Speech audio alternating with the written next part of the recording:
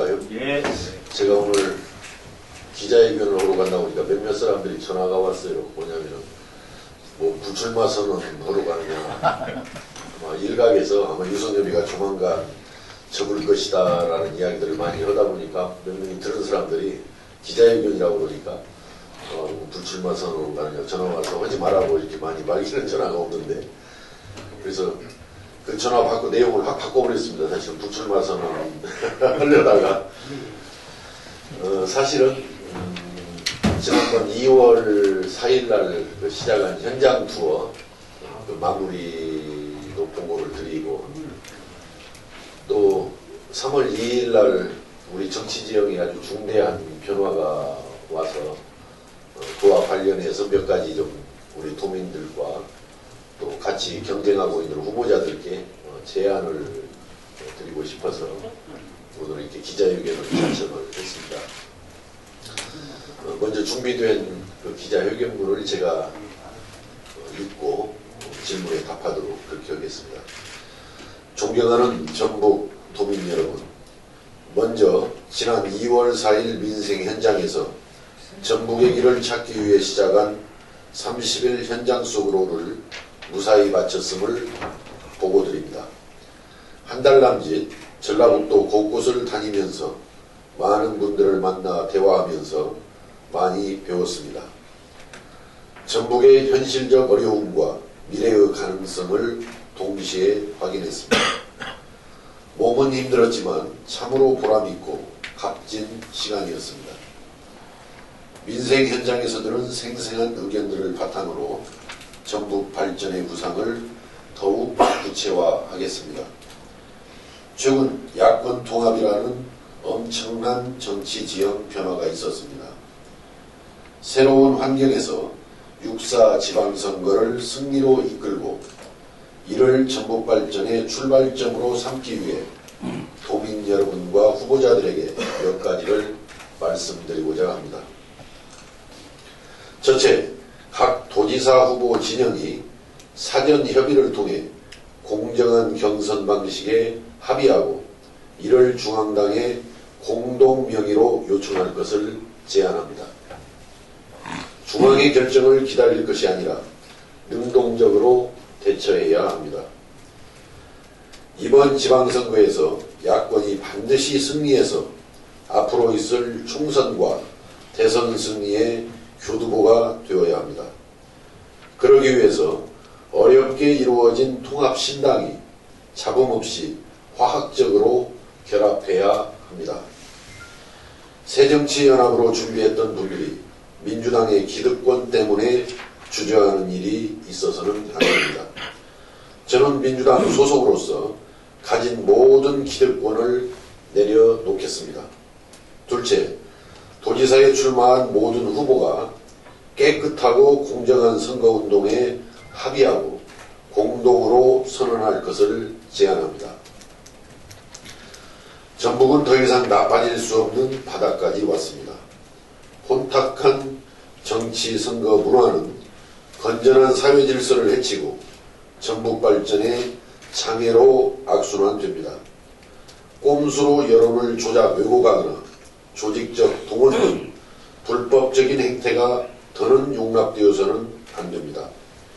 가장 모범적으로 선거를 치르고 이를 전북 재탄생의 계기로 삼아야 합니다. 저는 불법 유혹에서 벗어나 깨끗하고 모범적인 선거운동을 하겠습니다. 셋째, 이번 6.4 지방선거를 통해 전북의 미래를 준비해야 합니다. 전북이 잘 사는 가장 확실한 방법은 정권을 잡는 것입니다. 서울을 비롯하여 경기, 충남, 경남 등 각 지역에서는 차차기 대권 주자들이 뛰고 있습니다. 전북도 이에 대비해야 합니다. 과거 대권에 근접했던 1세대 정치인으로 소속 이철승 선생이 계셨습니다. 또 김은기 전 의장은 국회의장으로 만족해야 했습니다. 2세대인 정동영 전 민주당 대통령 후보와 정세균 전 대표의 대권 행보는 현재 진행형입니다. 우리 도민들은 두 분을 적극적으로 성원하는 한편으로 제3세대 대표 선수를 키워야 합니다. 머지않아 서해안 시대, 새만금 시대가 열리면 전북이 대한민국의 중심이 됩니다.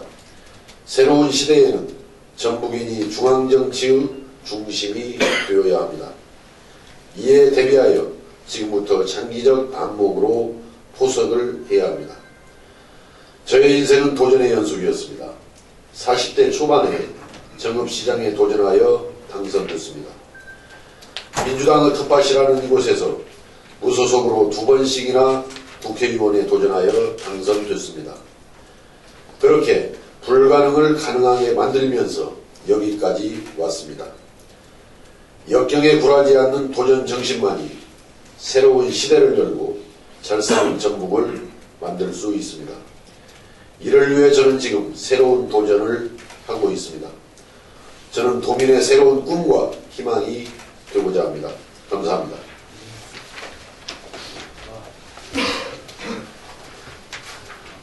자세하게 여기다 밝혀서 질문이 없겠습니다만 혹시 질문 계시면 답을 해드리겠습니다.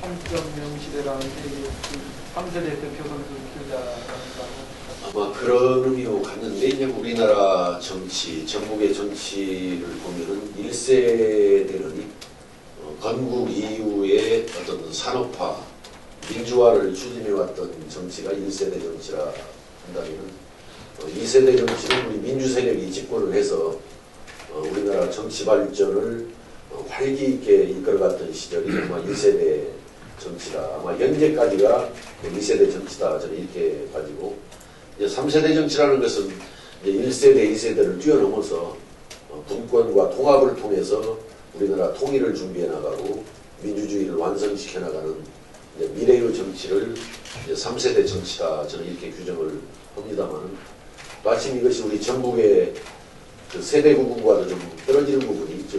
소속 이철승 선생에서 김원기 전 국회의장님까지 또 현재 정동영, 정세균 두 분 대권 입지자들이 현재 뛰고 있는 현재 상태가 이제 2세대 정치라면 3세대 정치는 그 두 분 이후를 지금 미래를 미리 준비하자 이런 의미로 제 3세대 정치라고 규정을 했습니다.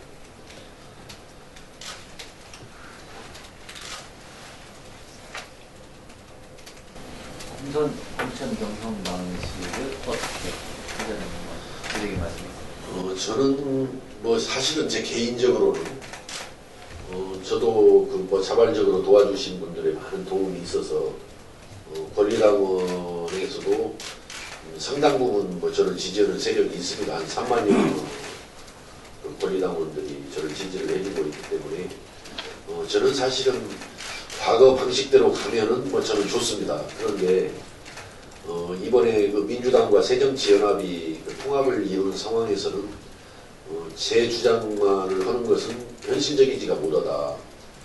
통합 정신을 완성하기가 어렵다라는 생각에 대해서 저부터 제가 가지고 있는 혹시 힘, 기득권이 있다면 내려놓겠다.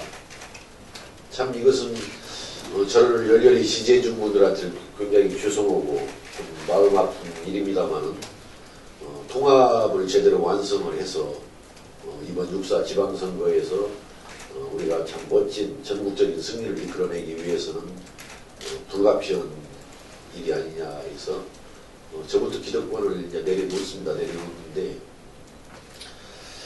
제가 생각하는 가장 좋은 방법은 완벽한 오픈 프라이머리로 갔으면 좋겠다라는 생각이에요. 근데 아마 이마저도 새정치연합 측에 계신 분들은 받지 않을 가능성이 저는 상당히 크다라고 봅니다. 왜냐하면 새정치연합은 아직 출범을 아직 하지 않을 정도로 지금 당이 제대로 조직이 정비가 되어 있지 않은 당이죠. 그렇기 때문에 기존 민주당의 조직력을 의식하다 보면 아마 새정치연합 쪽에서 완전한 오픈 프라이머리는 받지 않을 가능성이 상당히 있다. 그렇다면 이제 다음 이제 차선으로 이제 생각해 볼 수 있는 게 저는 이런 방식이면 어떨까 싶어요. 선관위에다가 이 경선 업무를 위탁을 하고 선관위에서 전화를 걸어가서 선거인단에 참여할 의사가 있느냐 없느냐 이렇게 의사를 물어가지고 풀로 아마 그 선거인단 풀을 구성한 다음에 나중에 경선일자에 임박해서 선거인단을 확정 통보해주고 물론 통보할 때는 지역별 인구비례라든지 또 성별, 연령별, 여러가지 계층별 이런 인구비례라든지 이런 선거인단 구성을 도민들의 형상과 비슷하게 이렇게 비례해서 만들어가지고 통보를 해주고 그런데 이제 그 선거인단 규모는 최종적으로 저는 최소한 3,000명 한 5,000명 정도가 되는 것이 좋지 않겠냐 이런 생각인데 이제 숫자가 그 정도 되다 보면은 시군 순회 현장 투표를 했으면 쓰겠다 그렇게 확정된 선거인단을 대상으로 그래서 이제 시군에 가서 현장 투표를 할 때는 정견 발표를 하고 그 정견 발표를 듣고 판단한 다음에 투표를 하는 그게 가장 좋지 않겠냐 자선책으로 그런 방안을 생각을 하는데 아마 새정치연합 쪽에서는 흘러나오는 이야기들을 보면은 공론조사식 TV 토론 같은 경우를 2, 3차례 하고 그 TV 토론을 본 사람들에 대해서 여론조사를 해가지고 경쟁력 있는 후보를 정하는 이런 어떤 공론조사식 TV 토론을 보고 공론조사식 여론조사 요걸 또 주장하기도 하는데 이런 부분들을 잘 믹서를 시키면 합의할 수 있는 안이 나오지 않겠냐 합의할 수 있는 안이 나오지 않겠냐 이렇게 가지고요. 일각에서는 새정치연합에서 권리당원이라든지 민주당의 대의원들은 배제여자라고 주장하는데 그분들한테 일정 비율의 비중을 인정해 주는 것은 포기할 수 있다 하더라도 그 권리당원이나 대의원들 자체를 이 선거인단 구성에서 아예 원천 배제를 하고 선거인단을 구성하는 것은 이건 역차별도 보통 역차별이 아니고 그동안 우리나라가 민주주의를 지켜왔고 또 민주당을 지탱해온 분들을 원천적으로 선거인단 자체에 들어가지 못하도록 배제하자는 주장은 이건 그분들도 그거 가능하리라고 생각해서는 주장은 아니라고 가져서 권리당원이고 기존 대의원이었다고 해서 특별하게 비중을 좀 높여주는 것은 우리가 그 통합의 완성을 위해서 양보할 수 있다 하더라도 그분들을 원천 배제해서 선거인단을 구성하자라는 주장은 또 비현실적이다. 무리한 주장이다. 이렇게 봐지기 때문에 대등하게 봐주는 것까지는 저는 기득권을 내려놓을 용의가 있다. 이런 측면인데 그런데 구체적인 방법들은 앞으로 제가 이제 제안에 따라서 우리 후보들끼리 협의를 한다면 얼마든지 합의점을 찾을 수 있지 않겠냐.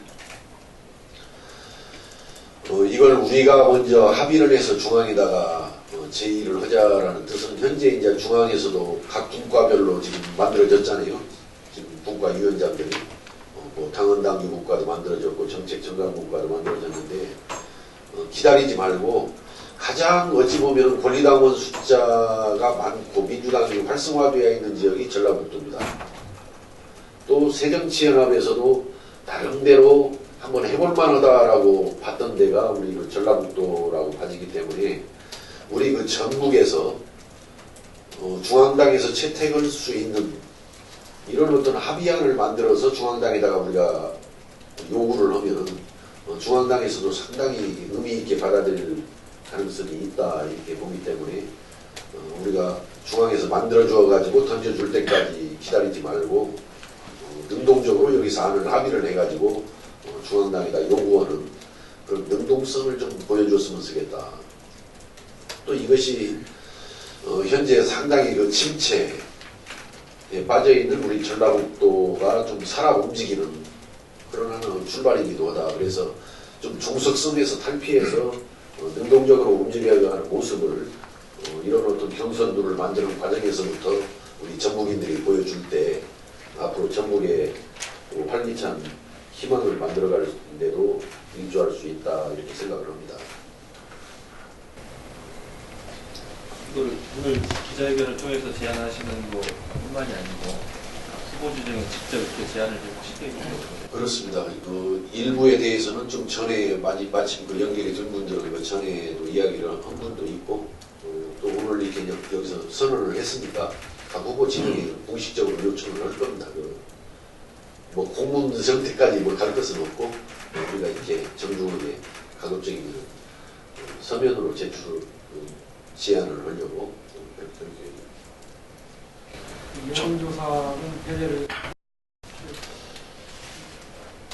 뭐 여론조사도 그 공정성을 보장할 수 있는 방법이 있다라면 하는데 잘못하면 지금 현재와 같은 여론조사는 여러 가지 문제가 있어요. 그러니까 뭐냐면은 잘못하면 지금 현재와 같은 여론조사는 인지도조사 비슷한 부분이 된다든지 아니면 뭐 일각에서 우려하고 있는 착신에 의해서 또 정확한 도민들의 여론이 왜곡될 수도 있다라는 우려가 있기 때문에 그런 어떤 착신에 따른 여론의 왜곡도 우리가 어떤 제거할 수 있는 길이 있는지도 따져봐야 되는 것이고 또 한편으로는 그냥 인지도조사에 그치는 이런 여론조사보다는 후보들의 어떤 정견이라든지 후보들의 그 정책이라든지 후보들의 어떤 인물대물을 기본적으로 알고 난 다음에 여론조사에 응하는 것이니까 그냥 단순 여론조사보다는 아까 공론조사식 여론조사가 더 정확할 수 있겠다.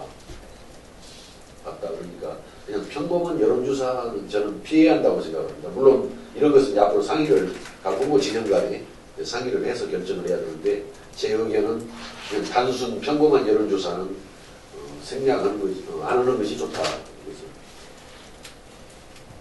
전국 미래를 준비해야 한다고 좀 하셨는데 예. 구체적으로 어떤 준비가 필요해요? 이제 아까 3세대 정치 오늘 제가 말씀을 드리면서 3세대 정치를 말씀을 드리면서 저는 우리 정동영 전 대통령하고 또 정세균 전 대표님이 다음 대권에서 꼭 좋은 성과를 낼 수 있기를 간절히 바라고 또 우리 도민들께서도 그렇게 아마 현역에 나갈 수 있으리라 이렇게 이제 기대를 합니다.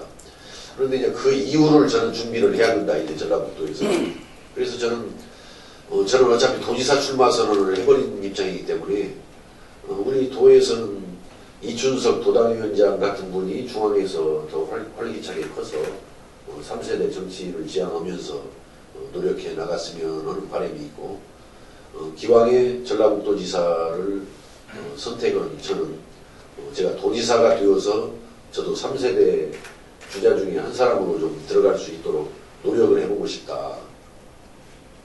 그런 뜻입니다. 지금 선관위에서 선거인단 이렇게 한 사례가 있나요? 좀 위탁을 받으려고 그러나요? 선관위 많이 위탁을 하고 있죠. 이번에도 지금 위탁을 민주당에서 해놓은 상태거든요. 지금 선관위에다가. 선관위에서 선거인단을 공정하게 구성을 그렇습니다. 예. 이번에도 우리가 이렇게 통합될 줄 모르고 2월 말에 선관위에다가 우리 민주당에서는 4월 5일날 경선할 테니까 그냥 잠정적으로 4월 5일이라고 정해가지고 맡아달라 이렇게 통보를 했어요. 선관위가. 이게 아마 선관위에서 위탁해서 해야 어느 후보도 거기에 대해서 좀 이론을 덜 제기하죠. 공정성에 대해서. 당에서 직접 그 선거 관리를 하는 것보다는 선관위가 해주는 것이 맞다고 봐집니다. 그래서. 선거 관리는 선관위에 위탁을 해서 하는 경우가 많은데요. 이제 가장 의원님 제안대로라면 가장 중요한 게 3,000명에서 5,000명에 이르는 그 선거인단을 구성하는 게 굉장히 이제 후보 간에 그 첨예하게 이제 관심사인데 이거를 선관위에서 자체적으로 구성하는 사례가 거의 없었던 것 같은데요. 선관위도 굉장히 부담을 가질 것 같고 그게 가능할 수 있을까요? 선관위에서 선거인단을 이렇게 구성을 하는 거죠. 그런데 그것을 좀 이제 현실적으로 좀 어려운 부분이라든지 부담을 갖는 부분에 대해서는 잘 그 대화를 하고 방법을 찾아서라도 선관위가 불구성을 해야 할 겁니다. 그것은 저는 제 생각에는. 그러니까 선관위에서 여론조사기관을 이제 선정을 해서 여론조사기관이 이제 전화를 걸려가는 거죠. 누구한테. 그래서 새누리당 지지자는 빼야 되겠죠. 어느 당을 지지합니까? 새누리당 지지자는 빼고 야권을 지지하거나 아니면 중립적인 분들까지를 이제 대상으로 해서 선거인단에 참여할 의사가 있습니까? 있다라고 하면 일단 그렇게 잇따라온 분들을 대상으로 풀을 구성해 놓고 이제 거기에서 이제 지역별, 성별, 연령별 어떤 그 비례를 감안해서 선거인단을 확정을 짓는 거죠. 근데 이제 그 방식은 이제 세부적인 방식은 나중에 이제 우리 후보들끼리 상의를 한다든지 해서 이제 중앙에 올리는 것이고. 예. 아니, 그 경선 방식이 뭐 어떻게 되는 거 아니에요? 그럴 수 있잖아요. 그러니까 이게 전라북도에서 이렇게 후보 진영에서 합의를 해가지고 중앙당에서 요청을 했어요. 근데 예. 이 방안에 대해서 이게 뭐 광주 전남이라든가 다른 지역으로 또 이게 다를 수가 있잖아요. 뭐 전라북도만 그렇게 용인하는 게 가능하겠냐라는 생각도 들긴 합니다. 그러니까 이제 우리가 욕심을 낸다면은 우리 안이 전라북도에도 적용이 되는데 이론이 없고 다른 지역에다 적용해도 문제가 없게 보편성을 갖는 방안을 만들어서 올려야 하는데 저는 그것이 가능하다라고 봐지는 것이 현재 그 민주당의 권리당원이라든지 이 숫자가 앞에서 말씀드린 가장 많은 곳이 전북이거든요. 그리고 또 새정치연합 중에서는 나름대로 본인들이 그래도 자신감을 뭐 갖고 있다라고 하는 것이 원래 그 전북이었으니까 양쪽의 팽팽한 그런 입장이 가만히 돼서 룰이 정해진다면 이 룰은 다른 지역에다도 얼마든지 적용 가능하다. 광주나 전남 같은데 가능할 것으로 이렇게 빠집니다. 지금 신당이 창당도 안 되고 공천룰도 아직 확정이 안 됐고 일정이 좀 많이 늦어지고 있잖아요. 아주 유동성이 있습니다만 경선은 어느 시기에 이루어질 것으로 지금 예측하고 계세요? 아직 뭐 경선룰에 대해서도 어제도 저 서울에 가서 몇 분들 만나서 대화해보니까 아직 이제 창당작을 이제 막 시작하려고 하는 단계입니다. 경선룰에 대해서는 아직 논의가 안 되고 있더라고요. 사실은 구체적인 경선룰에 대해서는. 일단 그동안 중앙에서 밝힌 대로 3월 말까지 창당 작업을 마친다라고 되어 있는데 그 창당 작업 마치는 속에는 룰까지 다 정해지는 겁니다.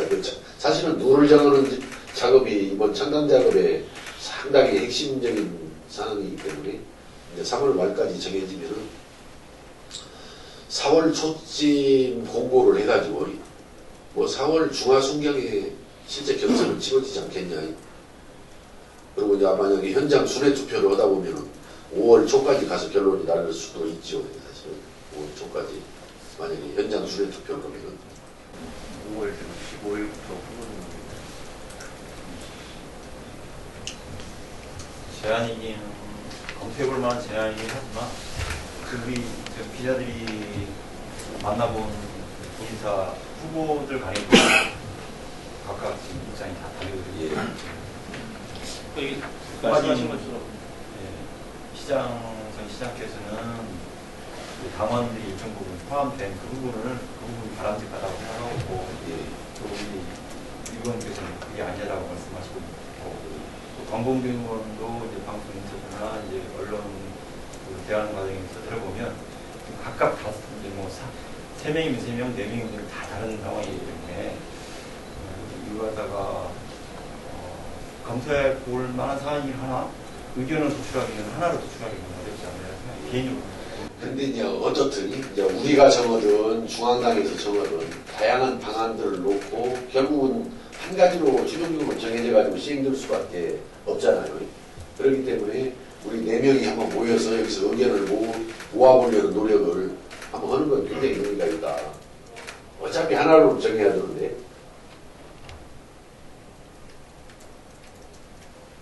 그래서 우리 전북에서부터 그 역할을 좀 하는 것이 필요할 것 같아요.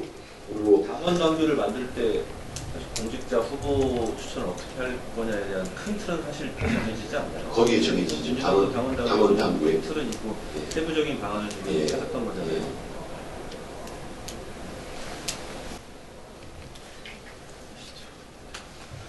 자,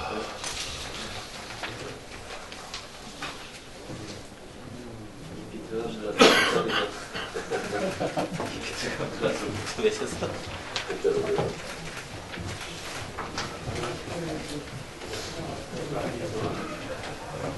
시장이